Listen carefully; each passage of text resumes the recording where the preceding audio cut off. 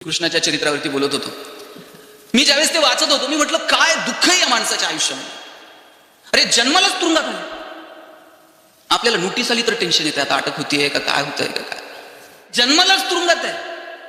बरं तुरुंगात जन्माला आल्यानंतर आई बापासोबत राहता तरी आलं का? आई वडिलांना सोडून जावं लागलं. ज्यांच्याकडे जाऊन राहिला थोडासा मोठा झाला, 2-5 सवंगडी भेटले, त्यांना सोडून वृंदावनात जावं लागलं. राधा भेटली वृंदावनात, तिला सोडून मथुरेत जावं लागलं. जगणं सुंदर कशानं होईल असा कोणता फॉर्म्युला उपलब्ध आहे किंवा बाजारात अशी कोणती औषधं उपलब्ध आहेत? देव इतका सुंदर वागलाय ना तुमच्या माझ्यासोबत. खरं तर आनंद विकत घेता येत नाही आणि आपल्याकडचं दुःख कुणाला विकता येत नाही. जन्माला येण्याची बातमी देव 9 महिने आधी सांगते. कोणतरी जन्माला येणार आहे, तुमचं बघा, सगळी तयारी करून ठेवा व्यवस्थित. पण जायची बातमी देव 9 मिनिट पण आधी सांगत नाही. याच्यापेक्षा काय उपकार करावेत परमेश्वरानं आपल्यावरती की बाबा रे तू जन्माला आलाय, जाणार कधी तुझं तुला माहित नाहीये, मग जगून घे, मस्त जग, आनंदी जग. हा संकेत भगवंताने या सगळ्या संकल्पनेतनं दिलेला आहे. मरणाची बातमी जर साहेब 9 महिने आधी आली असती की तुम्ही आता जाणार आहात, तुमचा हिशोब करून घ्या, साहेब पत्र आल्याबरोबर लोक गेली असती. किती उपकार आहेत देवाचे की आपण कधी जाणार आहोत आणि सिस्टीम ठरलेली आहे. काय कमवायचंय ते कमवा, इतकं भारी सांगून टाकलंय. हा तुम्ही जन्माला आला, जगून घ्या, काय कमवायचंय ते कमवा, पण सगळं तुम्हाला इथं ठेवून जावं लागणार आहे हे भगवंतानं सांगून टाकलेलं आहे. तुम्ही आता खुर्च्यांवरती बसलेला आहात, जे उभे आहेत त्यांना वाटेल का त्याला खुर्ची भेटली, ती 1च तासभर आहे. खुर्ची घेऊन जाता येते का घरी जाताना? हे सभागृहातले बाहेर सुद्धा नाही जाऊन द्यायचे. हे माईक वरती मी तासभर बोलेल, यानंतर उद्या दुसरं कुणीतरी बोलणार आहे. या सभागृहामध्ये आतापर्यंत अनेक मैफिली झाल्या असतील, आज मी बोलतोय, उद्या दुसरं कुणीतरी बोलेल. आपण सगळे विश्वस्त आहोत, ट्रस्टी आहोत. सांभाळायचं, पुढच्या पिढीच्या हातात द्यायचं, तिकीट काढायचं, हिशोब करणारा ठरलेला आहे. ते एकटंच आहे चित्रगुप्त. त्यांनी अपॉइंटमेंट केलीच नाही परत, ते हिशोब करायला काही जास्त माणसं नाहीत. बरं न्यायला पण यम एकटाच आहे. देवानं रिक्रुटमेंट केलीच नाही, त्याचा विश्वासच नाही आपल्यावरती.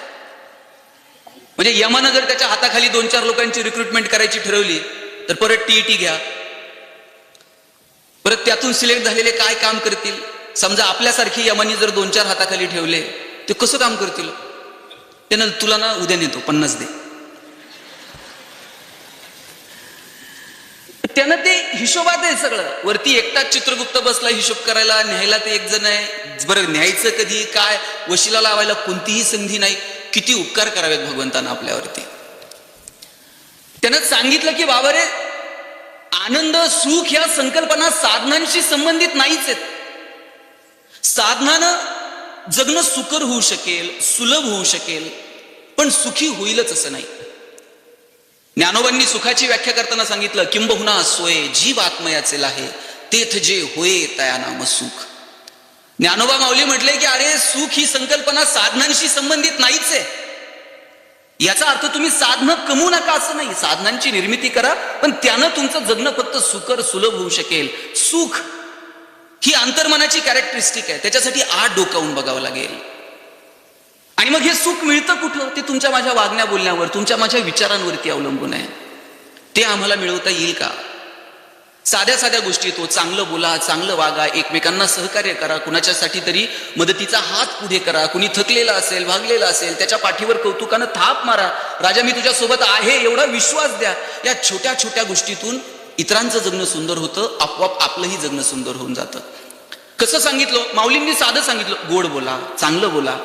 आणि कसं बोलावं? माऊली म्हटले, साच आणि मवाळ, मितुले आणि रसाळ, शब्द जैसे कल्लोळ अमृताचे. काय गोड शब्द आहे तो. बघा ज्ञानोबांना साहेब उगच माऊली म्हटलं जात नाही. जगातला एकमेव पुरुष आहे की ज्याला गेली 750 वर्ष लोक माऊली म्हणून हाक मारतात.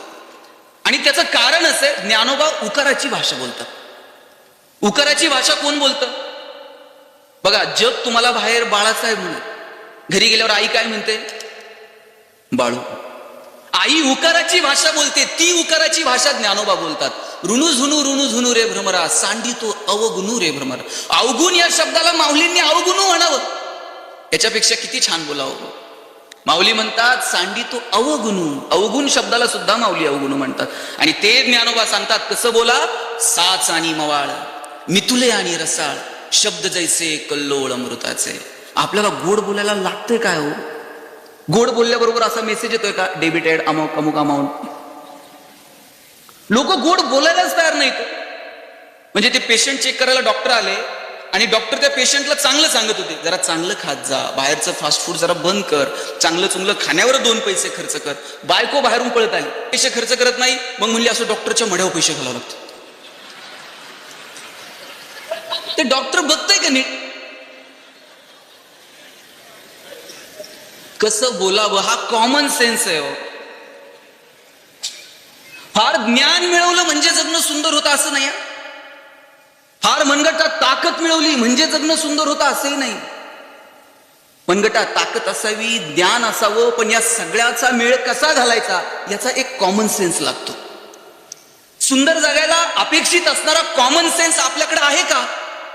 हा प्रश्न आपण आपल्याला विचारला पाहिजे, कुणी दुसऱ्याने विचारण्यापेक्षा. ते माझा भाचा आहे, छोटा आहे. मी त्याला ते म्हटलं, मामा गोष्ट सांग.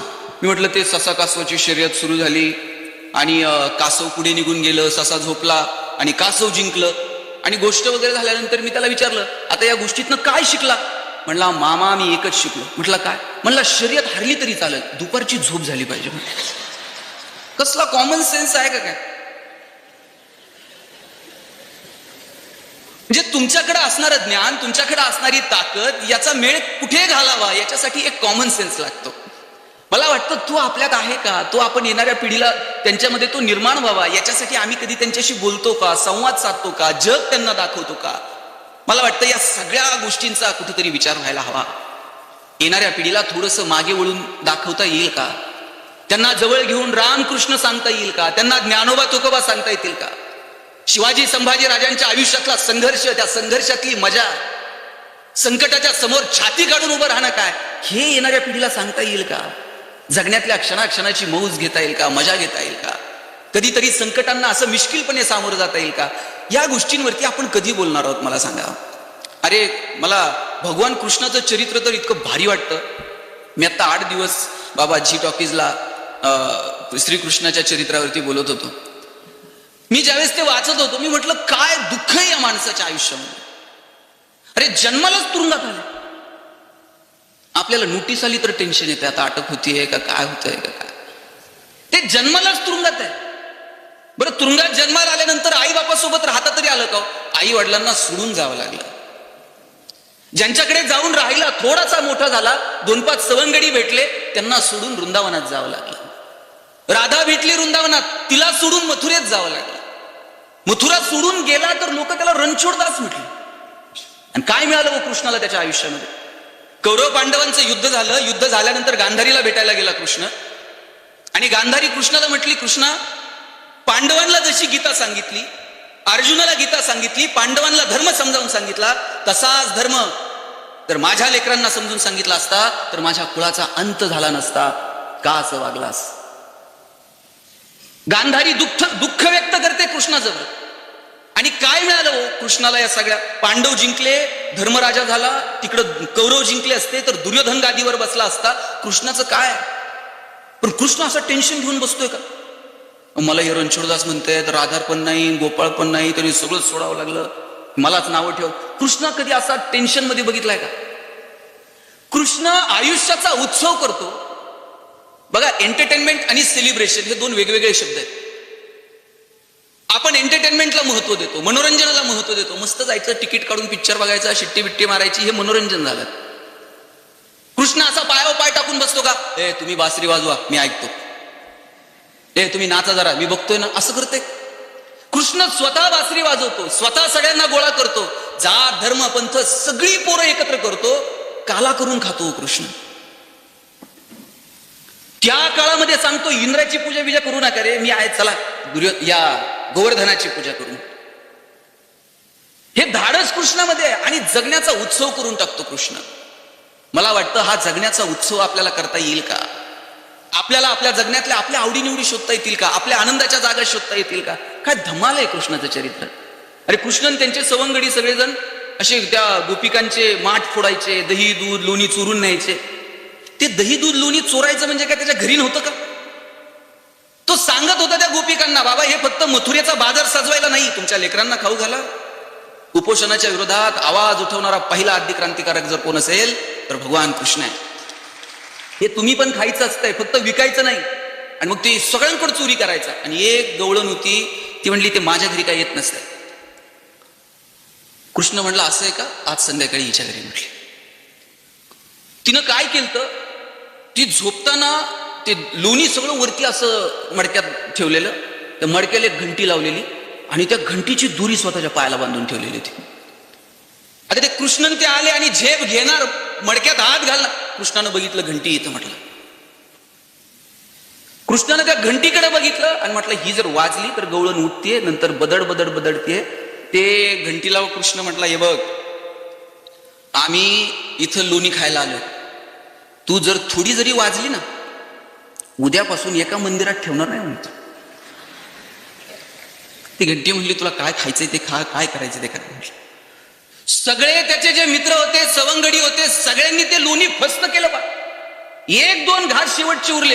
कृष्ण म्हणला जरा लाजा बाळगा, मला एखादा घास ठेवा. मग ते बाकी म्हणले हा घे, शेवटचा राहिला. कृष्णाने त्या मडक्यात हात घातला, लोणी उचललं, तोंडाला घास लावला आणि घंटी वाजायला लागली ना. आतापर्यंत वाजली नाही, आता वाजायला लागली. गवळण उठली, सगळ्यांना बदडलं आणि कृष्णाला म्हणली तुला बांधून ठेवते म्हणली, थांबा. कृष्णन ते जायला निघाले. कृष्ण जाताना त्या घंटीकडे बघतो, म्हणला सगळे खात होते तेव्हा वाजली नाही, माझ्याच वेळेस तुला काय झालं.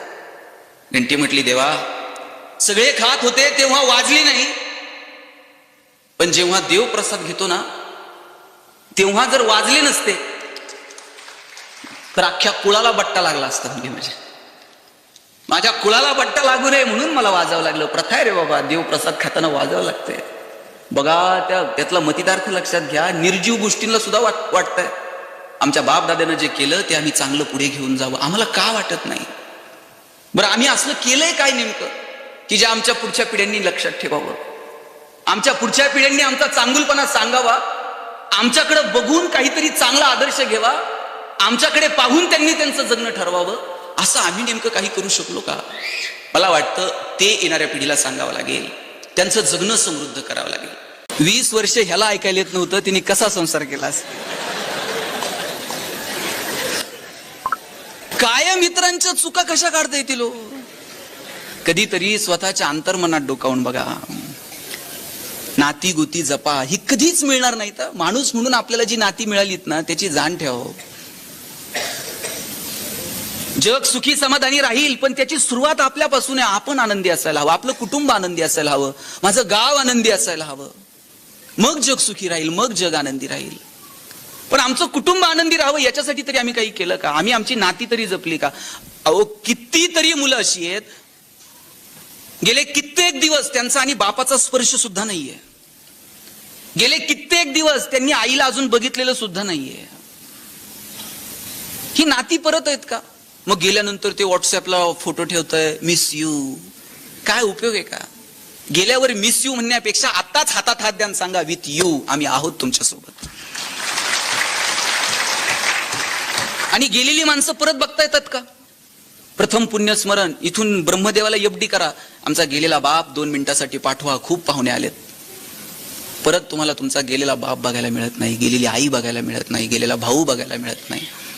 आणि आम्ही कोणत्या अहंकारात जगतो? लोक म्हणतात 10 वर्ष झाले भावाच्या दारात गेलो नाही. अरे सांगता कुणाला? 10 वर्ष झाले बहिणीच्या दारात गेलो नाही. अरे तू ती गेल्यावर जाशील साडी चोळी घेऊन, तिला नाही कळत भाऊ आलाय म्हणून. एकाच आईच्या पोटी 2 जण जन्माला आले, मग इतका द्वेष का? कशासाठी? कुणीतरी मोठ्या मनानं माफ करून टाकावं, कुणीतरी 2 पावलं येऊन माफी मागून टाकावी. किती सोपा हिशोब आहे. माफी मागणाऱ्याला कमीपणा वाटू नये आणि माफी देणाऱ्यालाही अहंकार वाटू नये, इतकं साधं जगणं असावं.